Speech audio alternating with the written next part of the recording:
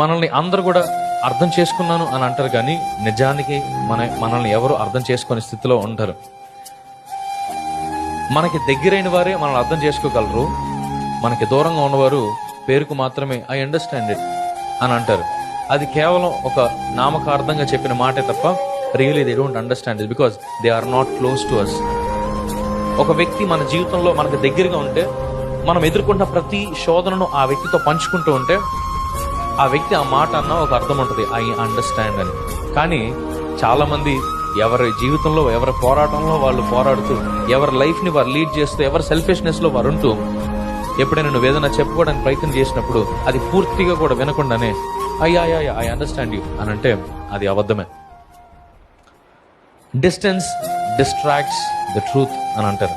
అంటే మనుషుల మధ్య ఉన్న దూరము సత్యాన్ని వక్రీయిస్తుంది, సత్యాన్ని మూసివేస్తుంది.